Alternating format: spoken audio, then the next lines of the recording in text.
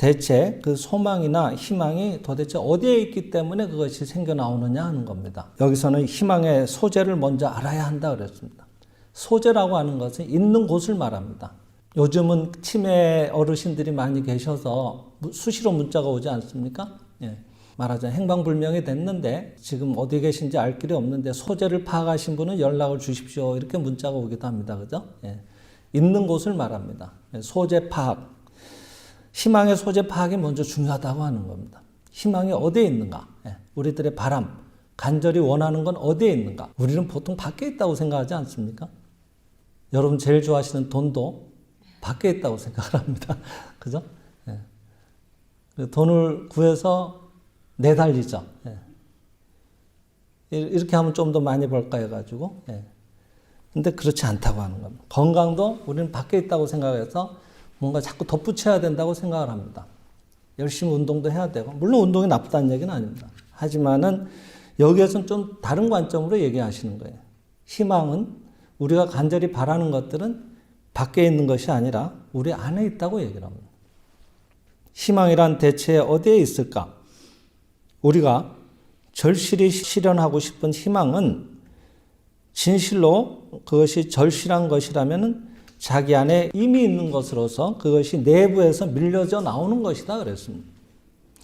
이미 내부에 있기 때문에, 내부에서 실현되어 있기 때문에 그것을 밖으로 표현하지 않을 수 없게 되어서 희망이라든지 이상이라든지 그런 형상으로서 표면에 나타나오게 된다고 하는 거예요. 잘 생각해보면 맞는 말씀이에요.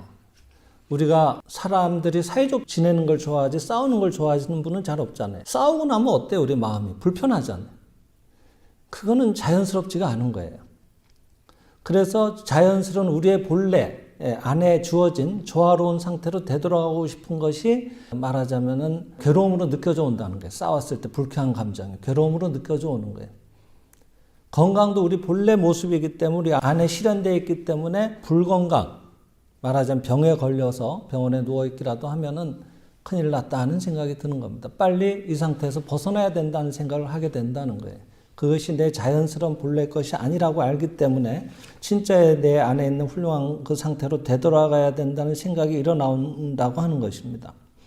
이렇게 생각할 수가 있습니다. 그래서 희망이라고 하는 것은 이미 안에 있다고 하는 것을 깨닫지 못한 채로 밖에서 자꾸 그것을 덧붙이거나 찾아서 발버둥치게 될 때 마치 동쪽으로 가려고 원하면서 서쪽으로 열심히 내달리는 결과가 된다 그랬거든요. 예.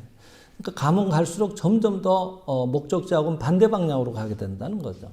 그래서 점점 더 희망에서 멀어진다 그랬습니다. 우리가 먼저 희망이라고 하는 것은 내 안에 본래 있는 것을 성취하고자 하는 느낌이 드는 것이 희망의 느낌으로 다가온다. 이런 것들을 먼저 안다면은 내 안에 갖춰져 있다고 하는 것, 그것이 이미 완성이 돼 있다고 하는 것, 그것을 가리켜서 인간은 신의 자식이고 아니면 신성, 불성을 그 안에 가지고 있고, 기독교식으로 얘기한다면은 창세기 1장의 말씀을 빌리면요, 천지를 창조하시고 마지막에 인간을 창조하시면서 이 모든 것을 다 누리고 그리고 무한히 번영하라고 축복을 내리시거든요. 그리고 그 모습을 보시고 심히 좋았다는 얘기도 또 덧붙이고 계신단 말이죠. 그렇게 이미 대조화를 이룬 속에서 이미 무한한 건강과 풍요를 누리고 있는 게 인간의 본래 모습이다. 그리고 그걸 불교식으로 얘기한다면은 나는 이미 무량아승직업 전부터 열애였다, 이런 얘기를 하시는 겁니다. 이미 부처였다는 얘기죠. 부처라고 하는 것은 걸림이 없는 해탈이라고 하잖아요. 해탈한 자, 자유자재로운 자. 그 부처의 생명을, 신의 생명을 이미 지금도 내가 갖고 있다고 하는 것, 이 자각이야말로 희망을 이루는 가장 첫 번째 요소다라고 하는 겁니다. 근데 왜 희망을 성취를 못하는 사람들이 훨씬 더 많은가 하면은 그것이 내 안에 있는 것이 아니라 밖에 있다라고 구했던 것이 첫째 문제였다는 것입니다. 그리고 두 번째, 많은 사람이 희망을 실현하지 못하는 원인 중에 하나는 마음의 법칙을 모르기 때문이다 그랬습니다.